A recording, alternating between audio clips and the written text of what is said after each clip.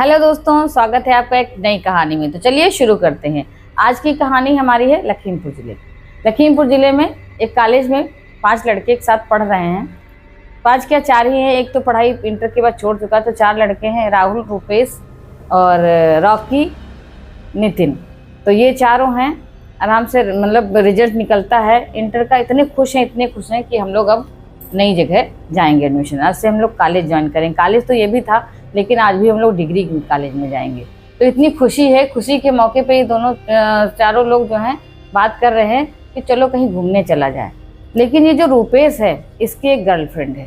ये लोग जब भी कहीं जाने को होते हैं, तो अभी जो रॉकी है, इसकी एक 7 सीटर कार भी है। जब भी कहीं जाता है तो ये रूपेश अपनी जो है इससे कहता है कि रॉकी भाई तू अपनी कार ले आ और चलते हैं। तो ये कहता है देखो कार तो हम ले आएंगे और जाएंगे भी, लेकिन तो अपनी गर्लफ्रेंड को लेके नहीं आएगा। तो उसको ले आता है। उसके बाद जो सारा जो है हौच पौच हो जाता है, उसी के में सब लग जाते हैं। उसके लिए अलग रूम सेटल करना पड़ता है, ये वो करके चारों के चारों जो है उस पर हावी हो जाते हैं कि तू उसको लेके नहीं आएगा।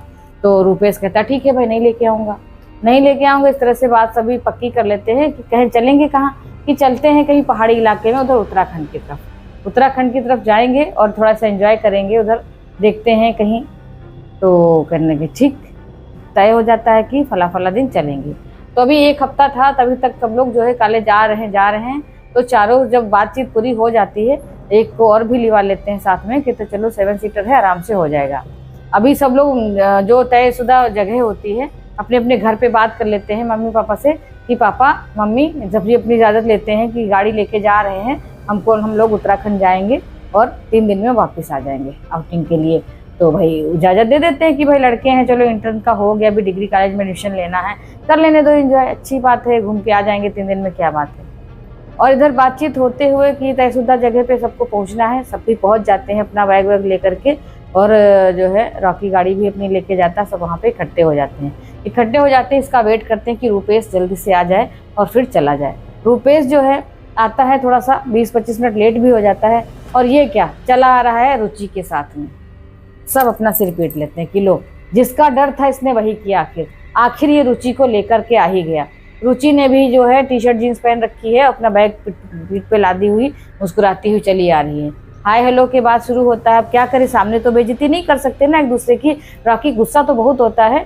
और जो ये नितिन और रूपेश वगैरह और जो लोग होते हैं, वो लोग भी, नील वगैरह सब इसका मजाक उड़ाते हैं अकेले में। लेकिन ये कुछ भी ध्यान नहीं देता है। और जाके ये लोग कहते हैं ऐसा करो, इसको रुचि को सबसे पीछे जो है सीट है उस पर बिठा दो, ये पीछे बैठेगी आराम से और हम लोग आगे बैठेंगे। तो जो रॉकी है वो गाड़ी चलाता है, उसके बगल में नील बैठ जाता है। बाकी के जो दोस्त होते हैं वो भी सब बीच वाली उस पर बैठ जाते हैं। पहले 2 लोग, फिर 3 लोग और पीछे इन दोनों को बिठा देते हैं। लेकिन ये भी जो है कहता है तुम ऐसा करो रुचि, पीछे बैठो, एंजॉय करो, साइड में देखो और हम इन लोगों के साथ बैठते हैं। तो फिर आंखों में कहता देखा, मैं इसीलिए कह रहा था कि एंजॉय नहीं कर पाएंगे, हमको कुछ बोलना है और वो कुछ बोलेगी। तो अब क्या करे, कुछ कर नहीं सकते हैं। तो ये लोग जल्दी में तो चले आए थे, क्योंकि वेट कर रहे थे उसका कि रूपेश जल्दी आगे चले। तो चलते जब इनको थोड़ा शाम होने लगती है, तो एक जगह ये लोग रुकते हैं। कहते हैं आज यहीं पे रुक जाते हैं, सुबह को आराम से निकलेंगे। लेकिन कहते नहीं, सुबह नहीं निकलना, भी बहुत टाइम है, 3 ही बजा है, 3 बजे शाम नहीं होती। तो ऐसा करते हैं, चलो यही साथ में लगा हुआ इसी पहाड़ी के पास में होटल है, ढाबा टाइप में, वहीं पे हम लोग कुछ खा पी लेते हैं, फिर आगे चलते हैं, तभी हाल्ट करेंगे रात में। तो कहते हैं चलो ठीक है।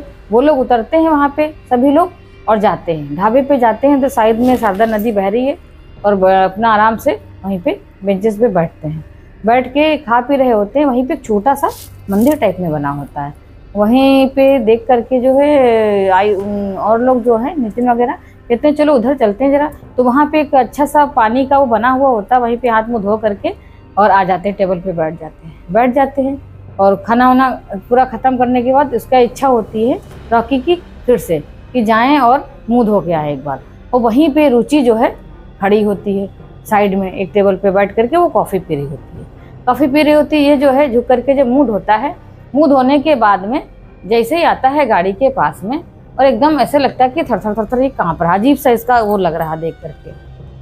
सभी पूछते हैं यार रॉकी क्या बात हुई, क्या वो नील बहुत पूछता, लेकिन वो कुछ नहीं बताता है। गाड़ी चलाता है।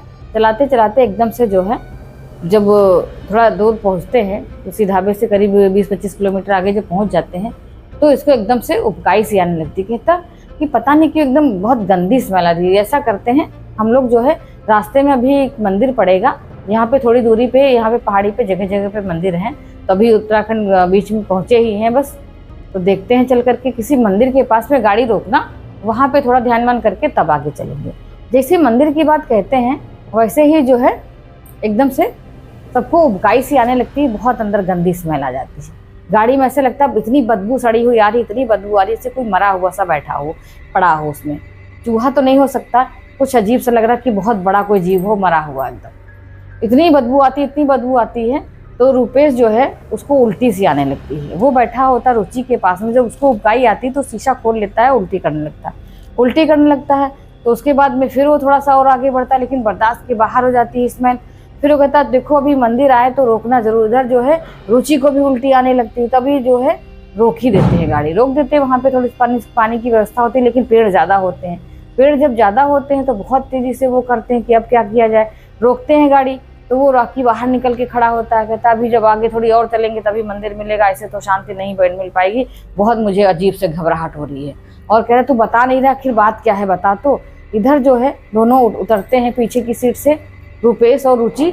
रुचि जो है इशारा करती है, वो कहता चलो थोड़ा पानी वानी पी लो, तभी तुम्हारी उल्टी बंद होगी। तो बोतल लेकर के उसको मुँह धुलाने की कोशिश करता है।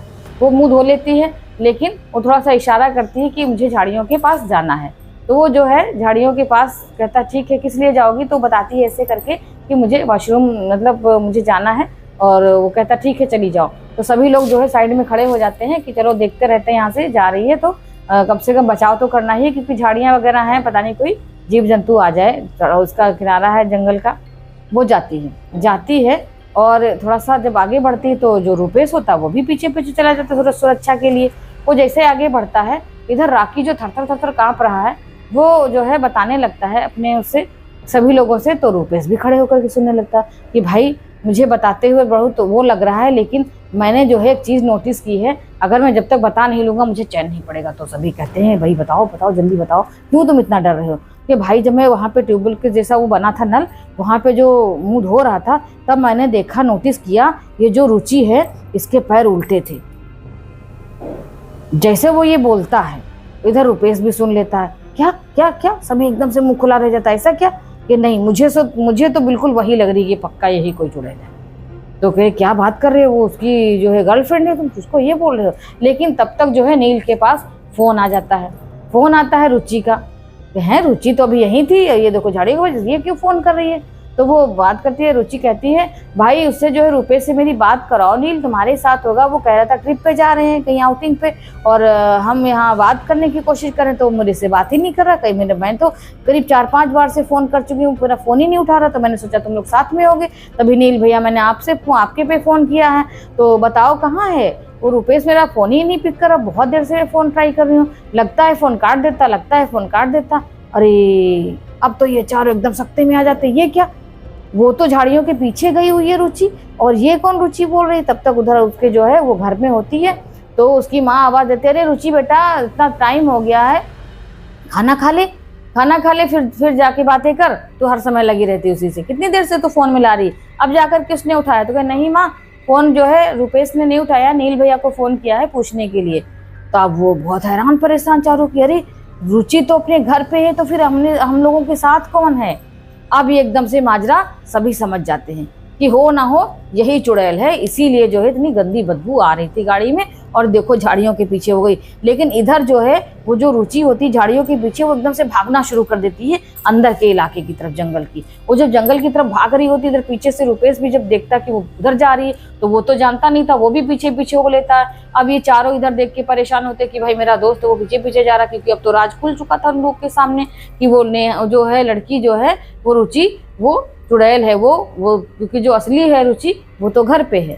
अब ये सोचते हैं अब क्या करें, मेरा दोस्त तो फंस गया चक्कर में। तो अब सोचते हैं कि चलो हम लोग चलते, गाड़ी में बैठते हैं। सभी लोग कहने लगते, तो सभी डिसाइड करते हैं नहीं गाड़ी में नहीं बैठेंगे, हम अपने दोस्त के साथ आए थे और दोस्त को लेकर के ही जाएंगे, पता नहीं उसके साथ वो चुड़ैल क्या क्या कर डाले। चलो तो भागते हैं लोग, गाड़ी लॉक करते हैं और भागते हैं उसके पीछे, रूपेश के पीछे भागते हुए जाते हैं।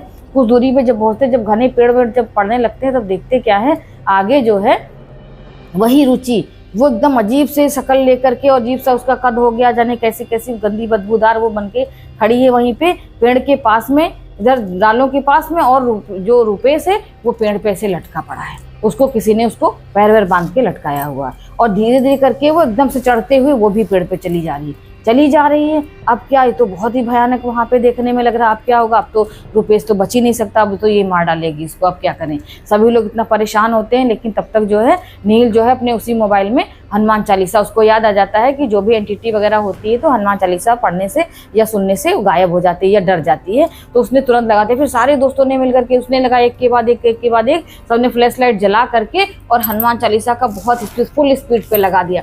पूरे उसी इतने जंगल में पूरा गुंजायमान हो गया हनुमान चालीसा। ये जोर जोर से एक खत्म होता दूसरा शुरू होता, एक खत्म होता, लगातार बढ़ते, सब बोलते जा रहे बजरंग बली की जय बोलते जा रहे हैं। और एकदम से वो स्पोर्ट टाइप का होता है और वो जो एंटिटी होती है रुचि के रूप में, वो एकदम से वहाँ पे आवाज़ होती है धमाके की और वो गायब हो जाती है। जब वो गायब हो जाती है तो फिर देखते क्या, उसी फ्लैश लाइट से उजाले से उसको, अपने दोस्त को वो ऊपर से उतारते हैं किसी तरीके से। वो बेचारा ऊपर से गिरता है और बेहोश हो जाता है। उसको उठा के वो लोग ले करके गाड़ी तक जाते हैं और गाड़ी में उसको किसी तरह से लिटाते हैं और सभी लोग बैठ जाते हैं, वापस आते हैं अपने घर।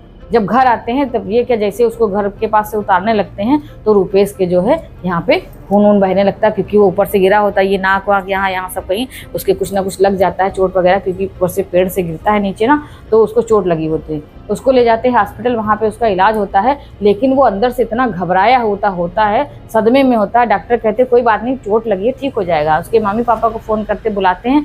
फिर जब वो ठीक हो जाता है थोड़ा सा, घर लेके आते हैं। रुचि भी मिलने के लिए उसको आती है, रुचि की माँ भी आती, सभी मिलते हैं। लेकिन उसको रुचि के शक्ल से इतनी नफरत हो चुकी होती, मतलब डर बैठ जाता है उसको। जैसे उसकी शक्ल देखता है उसको डर लगता है, वो भागने लगता है, बिल्कुल वो देखना ही नहीं चाहता। रुचि का क्या दोस्त, रुचि तो अपने घर में थी, लेकिन उसके अंदर इतना डर, इतना हावी हो गया था कि वो अपने मम्मी पापा से एकदम चिपक के बैठा हुआ था। माँ मुझे बचा लो, ये मुझे उधर मार डालेगी, ये मुझे मार डालेगी। एकदम से उसको एकदम से इतनी ज़्यादा डर खौफ बैठा था कि वो उसे बिल्कुल देखना ही पसंद नहीं करता। सारे दोस्त उसको दिलासा देते, सब कुछ करते हैं, घर लेके आते हैं, 2-1 दिन बिताते हैं उसके साथ रह करके, लेकिन फिर भी वो सदमे से बाहर नहीं आ पाता है इतनी जल्दी। धीरे धीरे उसको कहते हैं समय लगेगा, डॉक्टर कहते हैं, तब जा करके खौफ से बाहर आ पाएगा। अभी तो रुपेश की दशा यही है कि वो धीरे धीरे ठीक हो रहा है, लेकिन बाकी के जो 4 दोस्त हैं उससे सबक ले रहे हैं कि कभी भी ऐसे वैसे उसे नहीं करना चाहिए कि कहीं भी चले, किसी को भी कैसे करके लेके चल दे। लेकिन इसमें गलती उसकी भी नहीं थी, वो लेके नहीं चला था, उसके साथ कैसे हो लिया क्या नहीं। फिर रुपेश के जो मम्मी पापा हैं वो बताते हैं, ये गया तो था रुचि से मिलने, और वहाँ से जब ये गया, कहा कि हम जा रहे हैं, घर से तो ये अकेले निकला था, मुझे नहीं पता है कहाँ थे, वहाँ से मिलने गया। उसके बाद किस रास्ते से गया, कैसे गया, फिर उसको जब थोड़ा बहुत ठीक हुआ तब उसने बताया कि माँ हम जो है दूसरे रास्ते से आ रहे थे, वहाँ पे पड़ता है शमशान, उसी इलाके से हम गए थे, वहीं मुझे रुचि मिली। कहा कि बैग लिए हुए, कहा हम भी चलेंगे साथ में, और ये हमारे साथ जब चल दी तो हम इसको मना नहीं कर पाए। लास्ट मोमेंट पे ये आ गई तो हम 10 मिनट बचे थे, फिर हम इसको ले करके सीधे वहीं पहुंच गए जहां हम लोगों ने मिलने का तय किया था। तब सारे दोस्तों ने माजरा समझा कि ये इसको घर से नहीं, रास्ते में इसको मिली थी और इसको ले करके चलाए। ये बहुत बड़ा अहित होने वाला था, लेकिन अहित होने से बच गया। तो ये थी खौफनाक कहानी आज की। मिलते हैं कल एक नई कहानी के साथ।